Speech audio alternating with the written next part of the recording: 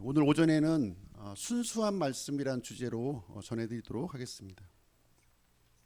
오늘 그 시편 12편 6절 말씀 다 함께 읽었는데요.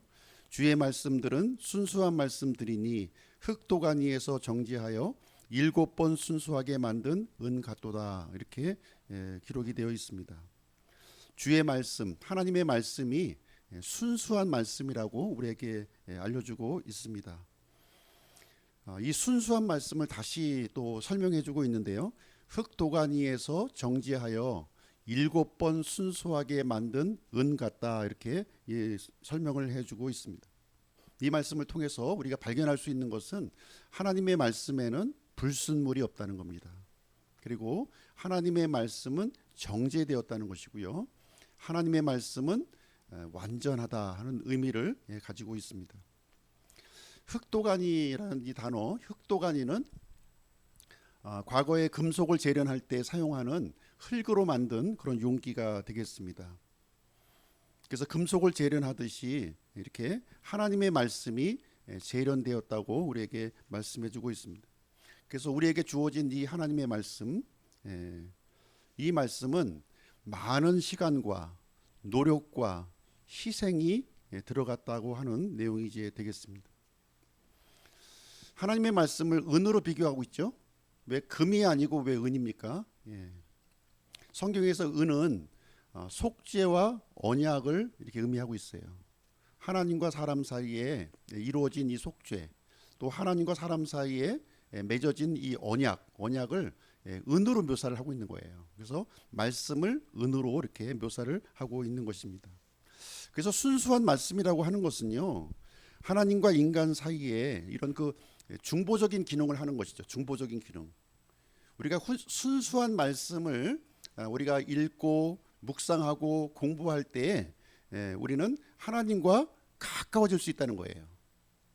근데 하나님의 말씀을 우리가 가까이 하지 않으면, 하나님의 말씀을 멀리하면요, 하나님은 순수하신 분이기 때문에 그 관계가 멀어질 수밖에 없다는 겁니다.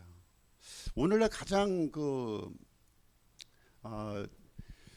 잘못된 부분이 뭐냐면, 하나님을 믿는다고 하면서 말씀을 읽지 않는 거예요. 말씀을 공부하지 않습니다. 말씀을 묵상하지 않아요. 그러면서 하나님을 믿는다고 하는데, 그것은 하나님과 점점 더 멀어지는 그 결과를 낳게 된다는 겁니다. 우리 마음이 왜 냉담합니까? 처음 우리가 하나님을 믿었을 때는 열정과 뜨거움이 있었을 거예요. 근데 믿음을 지속하는 순간 점점 냉담한 우리 모습을 보게 돼요. 그 이유는 말씀과 멀어지기 때문에 그렇습니다. 순수한 말씀과 멀어질 때 우리는 하나님으로부터 관계가 점점 멀어질 수밖에 없다, 이렇게 성경은 우리에게 얘기해 주고 있습니다. 우리는 죄와 사망의 법 아래 지금 갇혀 있다고 지금 생각을 해야 돼요. 이러한 인식이 굉장히 중요합니다.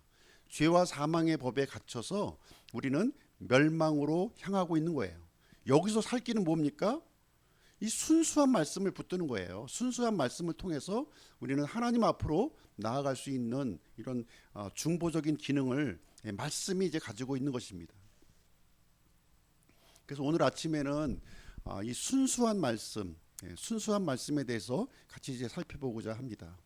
말씀의 시험과 불순종, 순수함의 회복, 순수함의 완성, 순수함의 여정, 이런 순서로 전하도록 하겠습니다. 우리는 순수한 말씀을 사모하고 순수함을 바라보며 인내하는 삶을 살아야 할 것입니다. 말씀의 시험에 대해서 한번 보겠습니다. 하나님은 말씀으로 시험하시는 분이세요. 말씀으로. 학생들이 교과서에 있는 내용을 가지고 시험 보죠. 마찬가지입니다. 하나님도 이 말씀을 가지고 우리를 시험하시는 겁니다. 우리의 첫사람 아담과 이브가 이 말씀의 시험을 어떻게 치렀는지 함께 보시도록 하겠습니다. 하나님께서 주신 교과서의 말씀이에요. 동산의 모든 나무에서 나는 것은 내가 마음대로 먹어도 되지만 선악을 알게 하는 나무에서 나는 것은 먹지 말라. 내가 그 나무에서 나는 것을 먹는 날에 반드시 죽으리라. 요 말씀을 주셨거든요. 요 말씀. 교과서에 있는 요 말씀을 우리가 이 아담은 어떻게 받아들였는지 한번 보시도록 하겠습니다. 하나님께서 주신 말씀을 있는 그대로 따르는 것이 순수함입니다. 여기에서 인간적인 생각이나 이런 그 감정을 집어넣는 것은 이 변질시키는 거예요. 변질. 그래서 순수한 말씀은 하나님의 말씀을 그대로 지키는 것이 순수함이다, 이렇게 얘기하고 있습니다. 그런데 이 순수함이 상실되면요, 하나님께서 떠나신다는 거예요. 우리가 순수함이 더 깊어질수록 우리는 하나님과 가까워지는 것이고요, 순수함이 상실되면 하나님으로부터 멀리 떨어지는 일이 발생하게 되는 것입니다. 아담과 이브의 성적표입니다. 여기 보시면 순수한 말씀은, 하나님께 주신 순수한 말씀은 마음대로, 동산에 있는 이 그 모든 나무의 열매를 마음대로 먹으라고 그랬어요. 마음대로. 그러나 단 하나, 중앙에 있는 선악을 알게 하는 나무의 열매는 먹지 말라, 이렇게 말씀. 먹지 말라. 먹지 말라. 먹으면 어떻게 된다고요?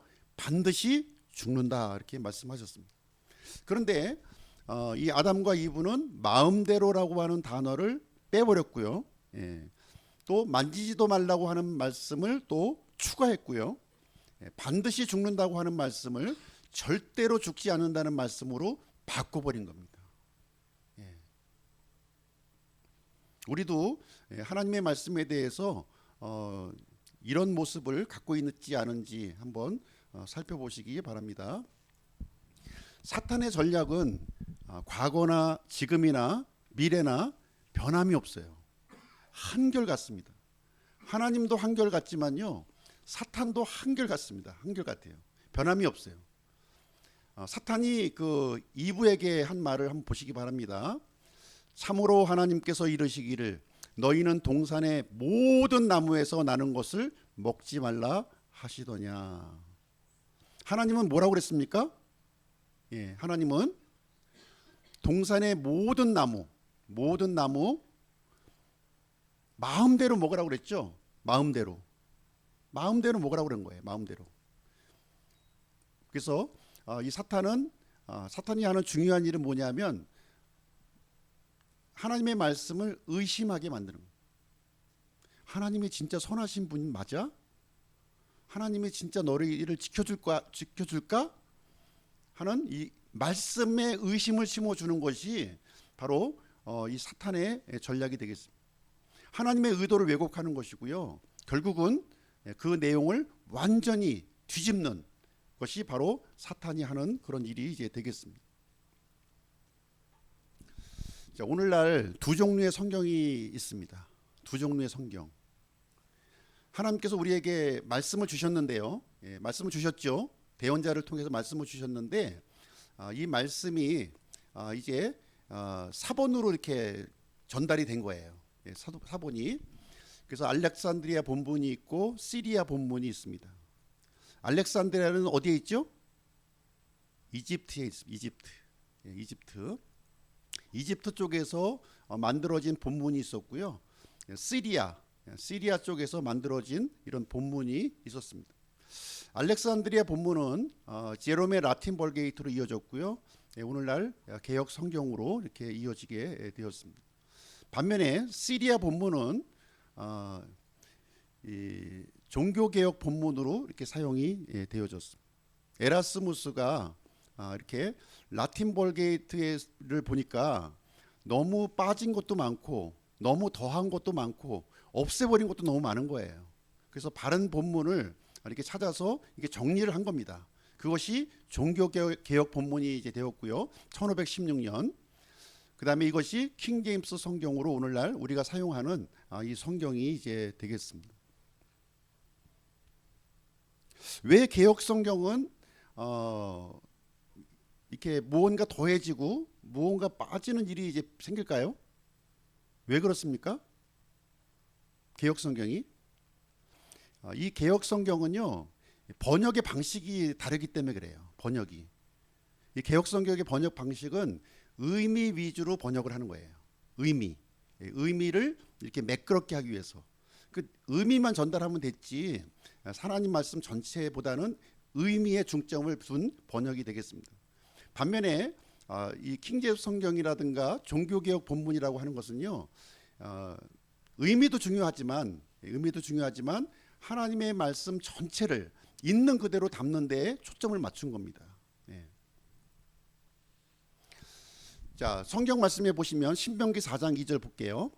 더하거나 빼지 말라고 분명하게 말씀해 주셨습니다.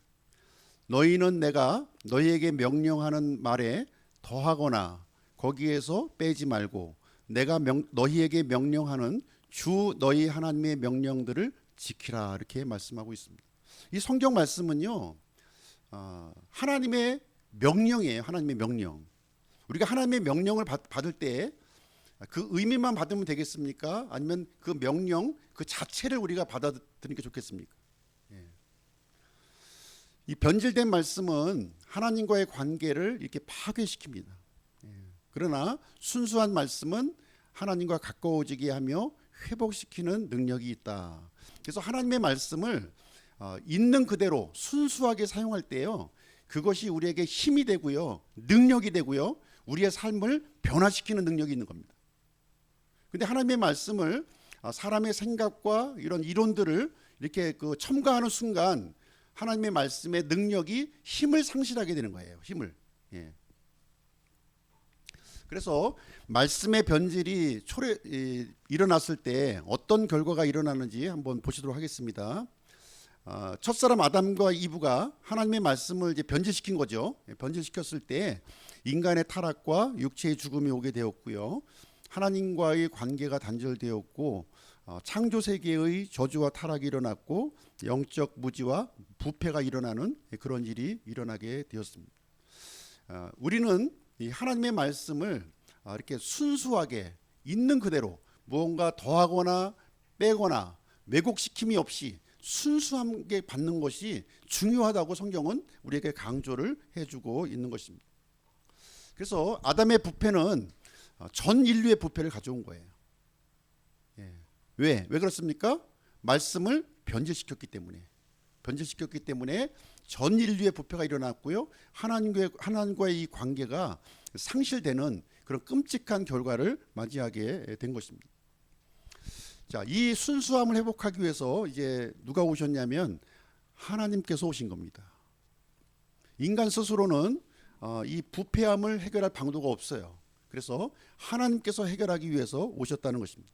요한복음 1장 14절, 말씀이 육신이 되어 우리 가운데 거하심에 우리가 그분의 영광을 보니 아버지의 독생하신 분의 영광이요 은혜와 진리가 충만하더라. 그래서 하나님께서 보이지 않는 영화로운 하나님께서 보이는 하나님으로 이 땅에 오신 것입니다. 바로 그분이 예수 그리스도시다. 말씀이 육신이 되어 우리 가운데 오셨다고 말씀하고 있는 것입니다. 예수님의 순종을 통해서, 아담의 그 불순종을 통해서 부패함이 일어났다면요, 예수님의 순종을 통해서 하나님과의 회복이 일어나게 되었습니다. 고린도후서 5장 21절, 하나님께서 죄를 알지 못한 그분을 우리를 위해 죄가 되게 하신 것은 우리가 그분 안에서 하나님의 의가 되게 하려 하심이라, 이렇게 말씀하고 있습니다. 우리의 죄 때문에 예수님이 죽으신 거예요. 내 죄 때문에 예수님이 죽으셔야 했습니다. 반대로 얘기하면요, 예수님의 죽으심 때문에 우리가 살게 되었습니다. 예수님의 죽으심 때문에 내가 살게 되었다는 겁니다. 그렇죠? 예수님은 죄가 없으신 하나님이셨어요. 그러나 우리의 순수함을 회복하시기 위해서 죄덩어리가 되어주셨고요, 하나님의 저주와 심판을 한 몸에 받으셨다는 거예요. 그분의 저주와 그분의 심판 때문에 우리가 살게 되었고 우리가 다시 순수함을 입게 되었다고 성경은 우리에게 가르쳐주고 있습니다. 예수님은 죄를 사면하는 권능을 갖고 계십니다. 왜요? 하나님이시기 때문에. 자기 몸으로 죄값을 다 치러주신 거예요. 죄값을. 히브리서 1장 3절, 하나님의 영광의 광채시요 그분 자체의 정확한 형상이시며 자신의 권능의 말씀으로 모든 것을 떠받치시는 이 아들께서는 친히 우리의 죄들을 정결케 하신 뒤에 높은 곳에 계신 존엄하신 분의 오른쪽에 앉으셨느니라 이렇게 얘기하고 있습니다. 예수님은 악을 아셨어요. 죄를 알지도 못하시는 분이 악을 아셨지만 악에 물들지 아니하셨고 십자가에서 우리의 죄 문제를 처리해 주셨습니다. 아담 안에서는 절망이었어요. 아무런 소망이 없어요. 절망이었어요. 그러나 예수 그리스도 안에서는 우리가 소망을 얻게 되었다는 겁니다. 소망을. 놀라운 사실 아닙니까? 우리가 계속해서 아담 안에 머물고 있다면요, 우리는 죄와 사망 속에 우리는 살게 될 것입니다. 그러나 우리 마음과 생각을 돌이켜서 예수 그리스도 안으로 들어가면 우리는 의와 생명을 누리게 될 수 있다는 놀라운 소망의 말씀을 우리에게 주고 있습니다. 자, 창세기 3장 22절이 이 내용을 좀 설명해 주고 있는데요. 아마 이런 말씀이 성경에 있었을까 하시는 분이 있으실 것 같아요. 창세기 3장 22절 제가 한번 읽어드리겠습니다. 주 하나님께서 이르시되 보라, 남자가 우리 중 하나같이 되어 선악을 알게 되었으니 이제 그가 자기 손을 내밀어 생명나무에서 나는 것도 따서 먹고 영원히 살까 염려하노라. 주 하나님께서 하시는 말씀입니다. 주 하나님께서 이르시되, 남자가, 여기 남자는 누구냐면 범죄한 아담을 가리키는 말씀이에요. 우리 중에 하나같이 되었다 이렇게 얘기하고 있습니다. 여기서 주 하나님이 복수의 하나님이신 것을 우리가 알 수 있는 거죠. 삼위의 하나님께서 말씀을 하신 거예요. 보라, 남자가 우리 중 하나같이 선악을 알게 되었다. 삼위일체 하나님 중에서 한 분이 선악을 아신 분이 있다는 것을 여기서 말씀하고 있는 것입니다.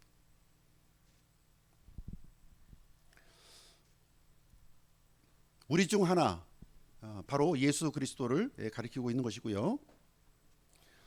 사람의 아들도 섬김을 받으려 오지 아니하고 도리어 섬기며 자기 생명을 많은 사람의 대속물로 주려고 왔느니라.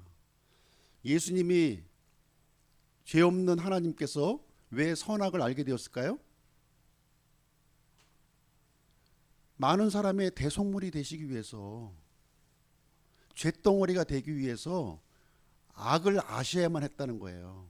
악을 경험하셔야만 했다는 것입니다. 그래서 예수님이 말씀이신 하나님께서 육체를 입고 이 땅에 오셔서 많은 사람의 대속물로 드려지셨다. 우리를 살리기 위해서 드려지셨다고 얘기하고 있습니다. 여기 예수님이 오신 목적을 보시게 되면요, 영광스러운 하나님이 섬김을 받으러 오신 것이 아니라고 얘기하고 있어요. 도리어 섬기며 자기 생명을 내주시는 그 일을 하셨다고 얘기하고 있습니다. 예수님은 목자장이시죠? 모든 목자의 우두머리가 되신 분이 예수님이세요. 모든 목사의 으뜸이 되시는 분이 예수님이십니다. 예수님은 어떤 삶을 사셨나요? 섬김을 받으려 오지 아니하고 도리어 섬기며 자기 생명을 많은 사람의 대속물, 많은 사람을 살리기 위해서 희생물이 되어 주셨다 이렇게 얘기하고 있습니다. 목자장이 이런 삶을 사셨다면 목사들은 어떤 삶을 살아야 됩니까? 사람의 영광을 받고 사람의 인정을 받고 사람의 칭찬을 받고 사람의 박수를 받는 자리에 있어야 되겠습니까? 그 예수님의 모습과 전혀 다른 모습인 거예요. 예수님은 사람의 인정받고 사람의 칭찬을 받고 사람에게 높임을 받으려고 오신 것이 아니라 오히려 섬기고 자기를 낮추고 비우고 생명까지 내어주기 오신 겁니다. 오늘날 말씀을 두고 있는 이 목회자들은요, 예수님과 같은 모습을 가져야 되는 거예요. 섬기는 자세에, 섬기는 자리에 있어야 되고요, 자신을 희생하고 내어주는 그 자리에 있는 것이 마땅하다. 성경은 우리에게 가르쳐주고 있는 것입니다. 예수님이 선악을 경험해야 하셔야 했던 이유, 왜 경험하셔야 될까요? 영원하신 하나님께서 죄값을 치르기 위해, 내가 지은 죄값, 내가 지은 죄값을 치르기 위해서 속죄의 피를 흘리셨다는 거예요. 부활을 통해 그 피가 완전한 속죄의 의를 이루었다고 하는 사실을 증명하셨다고 우리에게 알려주고 있습니다. 마태복음 5장 8절은 산상수훈의 말씀이죠. 예수님이 8가지 복을 언급하시면서 마음이 순수한 자들은 복이 있나니 그들이 하나님을 볼 것이기 때문이라. 마음이 이렇게 오염되고 부패한 사람은 하나님을 볼 수 없다는 거죠. 그러나 마음이 순수한 자들은 하나님을 볼 수 있다. 우리 순수함을 어떻게 회복할 수 있습니까? 열심히 도 닦고 구제하고 이렇게 선행을 베풀면 우리가 순수해집니까? 성경에서 순수해지는 것은 바로 이 예수 그리스도의 희생, 예수 그리스도의 그 속죄 헌물을 통해서만 우리가 순수함을 입을 수 있다. 이렇게 얘기를 해주고 있습니다. 예수의 피로, 예수님의 피로 속죄함을 받은 사람, 순수함을 회복한 사람들이 하나님을 볼 수 있다고 지금 말씀하고 있는 것입니다. 자, 순수함의 완성에 대해서도 성경은 말씀해 주고 있습니다. 계시록 21장 27절 더럽게 하는 것은 어떤 것이든지 결코 그곳에 들어가지 못하며 또 무엇이든지 가증한 것을 이루게 하거나 거짓말을 지어내는 것도 들어가지 못하되 오직 어린 양의 생명책에 기록된 자들만 들어가리라. 자, 이제 앞으로 열릴 새하늘과 새 땅, 새 예루살렘에는요, 더러운 것, 오염된 것, 부패한 것들은 절대로 들어가지 못합니다. 차단이 되는 거예요. 차단이. 오직 어린 양의 생명책에 기록된 사람들만 들어간다고 말씀을 해주고 있습니다. 어린 양의 생명책에 기록된 사람들은 어떤 사람이냐? 이기는 자예요. 이기는 자. 계시록 21장 7절 이기는 자는 모든 것을 상속받을 것이며 나는 그의 하나님이 되고 그는 나의 아들이 되리라. 이기는 자, 이만이 아니에요. 이만이 연상하면 안 돼요. 이기는 자, 이기는 자가 바로 상속자라는 겁니다. 그 사람이 하나님의 아들이, 하나님과 아들의 관계가 된다고 말씀해주고 있습니다.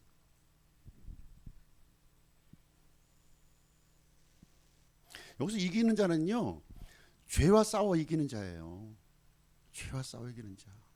죄를 모르는 아주 순진무구한 사람을 얘기하는 것이 아니라 죄와 싸워서 승리한 사람이 이기는 자입니다. 누구를 통해서요? 예수 그리스도를 통해서 승리한 사람을 말씀해주고 있습니다. 자, 창세기의 그 순수함과 계시록의 순수함에는 요 차이점이 있어요. 요 차이점을 한번 좀 정리하고 넘어가도록 하겠습니다. 창세기의 순수함은 타락 이전의 순수함이에요. 마치 무엇과 같냐면 태고의 이 어떤 참 오염되지 않은 그런 상태, 아주 순진무구한 상태를 이 창세기의 순수함으로 말씀드릴 수가 있고요. 반면에 계시록에서 말하는 이 순수함은요, 좀 다릅니다. 악이 제거된, 부패함이 이렇게 그 정결하게 된 순수함을 여기서 말씀을 해주고 있습니다. 본질면에서 차이가 있어요. 본질면에서 창세기의 순수함은 죄를 짓지 아니한 순수함이에요. 무죄 상태. 창조시 하나님께서 부여해 준 원래의 상태를 말하고 있습니다. 반면에 새 예루살렘에서의 이 순수함은요, 죄에서 구속된 순수함을 얘기합니다. 의롭다 하심을 받은 상태. 비록 죄인이었지만 하나님으로부터 의롭다함을 받은 그 상태를 말하고 있고요. 예수님의 속죄를 통한 성취를 말해주고 있습니다. 창세기의 순수함은 죄 없는 상태예요. 반면에 새 예루살렘의 순수함은 죄를 이긴 상태는, 우리 성도들이 이와 같은 모습이라는 겁니다. 때 묻지 않은 모습이 아니라 비록 때는 묻었지만 이 때를 예수 그리스도의 이 보혈을 통해서 이 승리한 상태를, 이 순수함을 우리에게 알려주고 있는 것입니다. 인간의 위치도 좀 달라집니다. 타락 이전에 아담은요, 시험을 통과하기 전이었어요. 그때는 에덴을 다스리고 지키는 자였습니다. 하나님과의 관계에서는 창조주와 관리자의 관계에 놓여져 있었습니다. 반면에 새 예루살렘의 성도는 인간의 위치가 더 이 승격이 됩니다. 승격이 돼요. 시험과 고난을 이제 통과했고요. 영원한 왕국의 공동 상속자의 위치로 올라갑니다. 그리고 어린 양과 혼인한 신부의 모습이 되는 거죠. 아담은 땅의 영광을 받았던 사람이었어요. 그러나 우리 새 예루살렘의 성도는 하늘의 영광을 우리는 소유하게 된다는 것입니다. 이 영광의 차이도 다릅니다. 이 타락이 전에 아담은요, 이게 부패할 가능성이 있었죠. 가능성이 있어요. 인간 본래의 존귀함이 아담에게는 있었습니다. 그러나 새 예루살렘의 성도는요, 영화로운 몸으로 이렇게 변화가 되었고요, 예수 그리스도의 형상을 입게 되었습니다. 그래서 시험 이전의 존재였지만 우리는 시험을 통과한 승리자의 모습을 우리에게 보여주고 있는 것입니다. 자, 그러면 이제 우리 구원받은 성도들은 어떤 삶을 살아야 될 것인가 하는 부분을 보겠습니다. 우리 구원받은 자의 삶은 순수함의 여정을 걸어가고 있는 거예요. 그것을 이제 우리가 잊지 말아야 되겠습니다. 요한복음 15장 3절, 이제 너희는 내가 너희에게 일러준 말로 깨끗하게 되었으니, 예수님께서 우리에게 일러준 말로 우리가 깨끗하게 되었다, 지금 이렇게 얘기하고 있는데요. 깨끗하게 된다고 하는 것은 두 가지 표현이 있어요. 첫 번째는 목욕하는 게 있고요. 두 번째는 손과 발을 이렇게 씻는 것이 있습니다. 그렇죠? 목욕했다고 하는 것은 우리가 구원받은 것을 얘기해주고 있는 것이고요. 손과 발을 씻는다고 하는 것은 구원받은 사람들이 이렇게 더러움을, 이 세속에 이런 그 오염된 것들을 씻어내는 것, 그것을 얘기해주고 있는 것입니다. 그래서 그리스도인의 삶은요, 이렇게 순수한 말씀을 붙잡는 거예요. 순수한 말씀을 붙잡을수록 우리의 그 상태는요, 점점 이렇게 순수하게 되고요, 하나님과 점점 가까워지게 된다 하는 것을 말해주고 있는 것입니다. 예수님은 우리의 신분을 완전히 바꿔주셨습니다. 어떻게 바꿔주셨냐면 동이 서에서 먼 것 같이 죄를 멀리 이렇게 치워주셨다는 거예요. 그리고 양털같이 눈같이 희게 우리를 만들어 주셨습니다. 근데 우리가 예수님 우리의 신분을 이렇게 바꿔주셨음에도 불구하고요, 육체를 입고 있는 한 우리는 쉽게 오염이 되는 거죠. 대관령 그 목장에 가보니까 양이 굉장히 깨끗한 걸로 우리가 알고 있잖아요. 양이 멀리서 볼 때 너무 솜털 같은 그 털을 가지고 있는 양 얼마나 깨끗할까. 그래서 가까이 먹이 주려고 가봤더니 얼마나 지저분한지 아세요? 너무너무 지저분해. 너무너무. 이 흰 양털은요, 쉽게 오염이 된다는 거예요. 이 눈도 보시면 눈이 내렸을 그 당시에는 뭐 너무 아주 백옥같이 하얀 모습을 가지고 있지만 잠시 좀 지나면 금방 이게 더러워지는 모습을 보게 됩니다. 우리 그리스도인 믿는 자의 모습이 이런 모습이에요. 우리의 육체를 입고 있는 한 예수님의 보혈로 씻김을 받았다 할지라도요, 여전히 쉽게 오염될 수 있다 하는 것을 우리는 알아야 되는 것입니다. 그러기 위해서 순수한 말씀을 붙들어야 되는 거예요. 순수한 말씀. 말씀으로만 우리가 이제 정결케 된다고 하는 사실입니다. 예수님이 요한복음 17장에서 기도해 주셨습니다. 아버지의 진리로 그들을 거룩히 구별하옵소서. 아버지의 말씀은 진리니이다. 그래서 날마다 이 순수한 말씀을 묵상하고 순종해 나갔을 때 우리가 순수함을 얻을 수 있다는 것을 말해주고 있습니다. 말씀을 거울로 비유하고 있고요, 등불로 비유하고 있고 또 물로 이렇게 비유하고 있는 거죠. 말씀이 거울이다. 우리의 잘못된 모습을 이렇게 비춰준다는 거예요. 말씀이 등불이다. 바른 길을 이렇게 알려주고 있는 것입니다. 가야 할 길을 알려주고 있는 것이죠. 말씀이 물이다. 우리를 이렇게 더러운 곳을 알고 가서 씻으라고 하는 것을, 이 하나님의 말씀으로 씻는 게 아니고요, 말씀으로 우리의 더러운 모습을 비춰주면 우리가 그 더러운 것을 내려놓는 거예요. 내려놓는 것이 바로 정결함을 입게 되는 것을 말해주는 겁니다. 마음을 지키는 훈련을 우리가 해야 됩니다. 마음을 지키는 훈련. 그분 안에서 이 소망을 가진 자는 다 그분께서 순결하신 것 같이 자기를 순결하게 하느니라. 예수님 안에서 이 소망을 가진 자, 이 소망은 뭡니까? 순수함의 소망이에요. 우리 그리스도인들은 순수함의 소망을 마음속에 품고 있어야 된다는 것입니다. 우리 그리스도인들의 이 마음이라 할지라도요, 여전히 우리의 마음은 세상 것으로 가득 차 있을 수 있어요. 지금 이 시간 예배를 드리면서도 다른 것으로 우리 마음을 이렇게 채울 수가 있는 거예요. 쉽게 우리 마음이 이렇게 장악이 될 수 있는 거죠. 예. 쉽게 장악이 될 수 있는 이것을 우리가 잘 살펴봐야 되는 거예요. 예수님이 아닌 다른 것이 나를 지배하고 있는가 하는 것을 살펴보고 그것을 벗어나도록 이렇게 해야 되는 것입니다. 성령과 동행하며 변화됨을 삶을 살아야 되는 것입니다. 우리가 변화되는 것은요, 이렇게 성령님과 동행할 때 이렇게 변화가 이루어지는 것이 되겠습니다. 이 변화는 억지로 이루어지는 것이 아니라 자연스러운 결과예요. 우리가 빛을 따라가면 주변이 밝아지는 것처럼요, 성령님을 따라 이렇게 가게 되면 우리의 모습이 변화된 모습으로 바뀌어지는 겁니다. 그래서 성령님은 순수함의 실천자요 보존자이시며 성령님의 인도를 받는다 하는 것이 되겠습니다.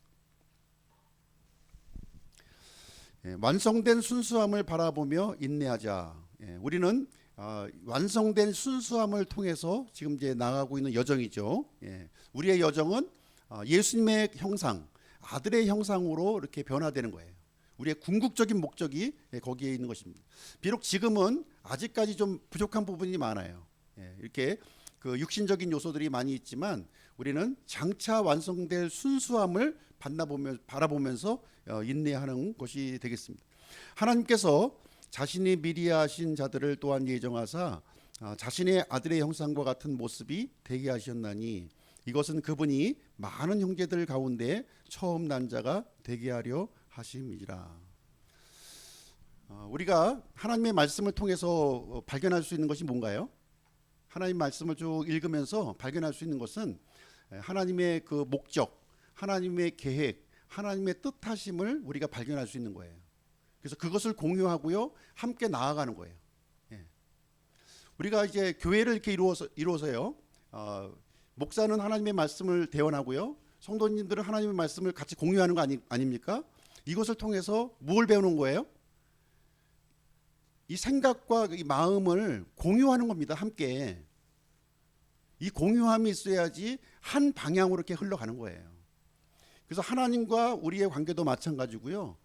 이 또 교회에서 또 목회자와 성도의 관계도 마찬가지인 겁니다. 같은 마음을 공유하면서 같은 방향으로 이렇게 나아가는 것입니다. 그것이 중요하다는 것이죠. 그래서 우리의 목표는 뭐가 될까요?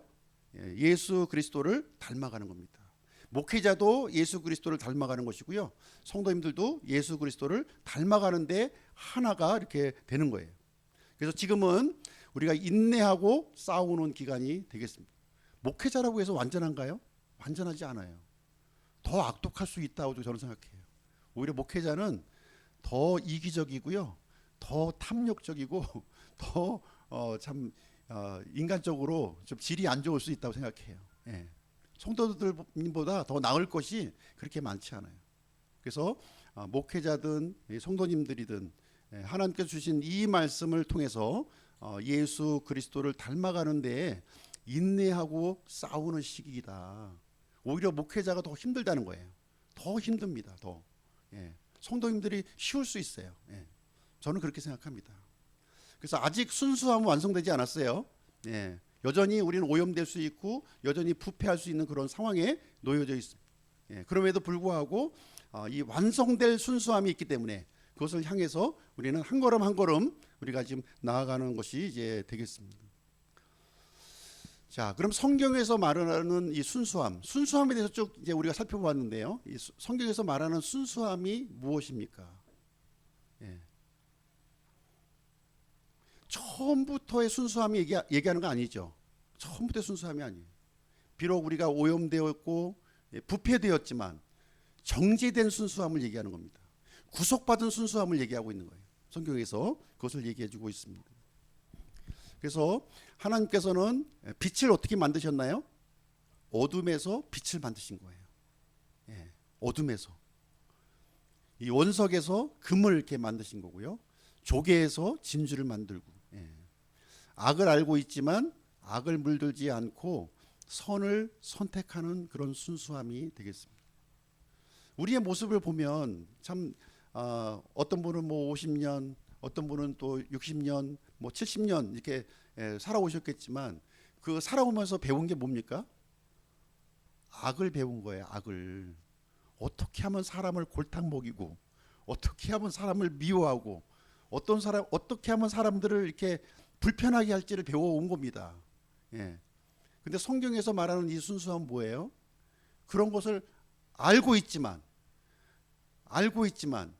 거기에 대한 폐해가 너무 잘못된 것이기 때문에 악에 물들지 아니하고 선을 선택하는 순수함을 갖는 것입니다. 이 순수함을 하나님이 원하시는 거예요. 예수님께서도 악을 아셨어요. 왜 하셨습니까? 예, 아셔야만 했던 거예요. 죄를 처리해야 되기 때문에. 우리도 악을 알아야 돼요. 악을 행하라는 얘기가 아니라 악을 알아야 되지만 그러한 악에 물들지 않고 선을 선택하는 순수함을 우리 믿는 사람들이 가져야 된다 하는 것을 여기서 알려주고 있는 것입니다. 알면서 모른 척하는 게 아니에요. 예. 그 부작용을 분명히 알고 그러한 길로 가지 아니하고 순수함의 길, 하나님과 함께하는 그 길로 나아가는 것을 말해주고 있습니다. 마지막으로 거룩함과 순수함의 차이점에 대해서 좀 말씀드릴게요. 순수함과 거룩함의 차이점. 얼핏 보면 거룩함이나 순수함은 비슷한 단어인 것처럼 보여요. 그렇죠? 예. 거룩함과 순수함의 차이점에 대해서 말씀드리고 내용을 마치도록 하겠습니다. 이 거룩함이라고 하는 것은 분리의 의미가 강합니다. 분리시키는 거예요. 예. 죄에서부터 나를 분리시키는 것이고요. 예. 하나님께로 나를 분리를 하는 거예요. 하나님께로. 우리가 이제 예전에 아버님이 이제 늦게 들어오시면 어머니가 아버지를 위해서 밥을 따로 분리시켜 놓습니다. 따로. 그렇죠? 예. 이 밥을 그 온돌 그쪽에 따로 아버지 밥을 분리시켜 놓는 거예요. 이게 거룩한 거예요.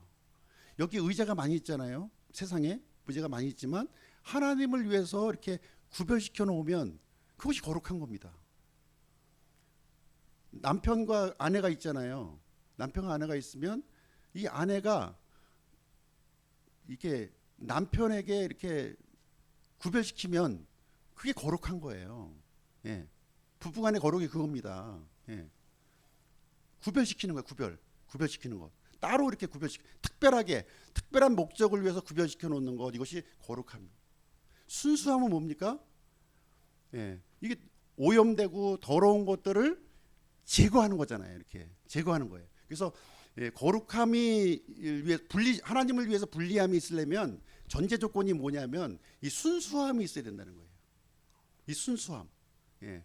예수 그리스도를 통해서 이 정결케 된 그것을 통해서 하나님의 거룩함으로 우리가 나아갈 수가 있는 것입니다. 그렇죠? 예. 그래서 순수함은 이렇게 우리의 그 상태를 얘기해 주고 있는 것이고요. 예. 이 거룩함은 우리의 결과를 우리에게 말씀해 주고 있는 것입니다. 자, 마지막 우리가 순수함을 유지하기 위해서 어떻게 해야 되느냐? 우리가 순수함, 이 악한 세상에서 순수함을 우리가 유지하기 위해서 어떻게 해야 되냐면 말씀 안에 거하셔야 돼요. 말씀 안에. 예. 그리고 기도로 내 마음을 지켜야 합니다. 그리고 순수함에 대한 갈망을 가지십시오. 내가 순수하겠다는 갈망을 가지십시오. 그리고 성령님을 의지하시기 바랍니다. 이럴 때 우리에게 순수함을 주시게 되고요. 하나님의 거룩함으로 우리에게 드려질 수 있다는 것이 이제 되겠습니다. 자, 사도 바울의 고백을 한번 보시도록 하겠습니다. 사도 바울의 고백. 이 소망 속에서 나는 하나님과 사람들을 향해 걸려 넘어지게 하는 것이 없는 양심을 항상 가지려고 스스로 힘쓰고 있나이다, 이렇게 말하고 있습니다. 이 소망, 바울에게는 소망이 있었어요. 소망. 이 소망 속에서 나는 하나님과 사람들을 향해 걸려 넘어지게 하는 것이 없도록 하기 위해서, 예, 이 양심을, 이 선한 양심을 항상 붙들고 있었다. 예. 바울이라고 해서 악함이 없었겠습니까? 있었죠. 그럼에도 불구하고 걸려 넘어지게 하는 일이 없도록 하기 위해서 이 선한 양심을, 순수한 양심을 가지려고 스스로 힘쓰고 있었다. 이 바울의 고백이, 예, 오늘날 우리의 고백이 되어야 되지 않겠습니까? 세상은 점점 더 악해지고 있고요. 점점 더 오염되어지고 부패의 길로 갈 거예요. 예, 그럼에도 불구하고 우리는 그 속에서 살아가야만 돼요. 예, 동화되지 않고, 예, 동화되지 않고 순수함을 지켜내기 위한 이 열망, 이 소망, 이 바울의 고백이, 예, 우리의 고백이 되기를, 예, 간절히 축복합니다. 기도하고 마치도록 하겠습니다.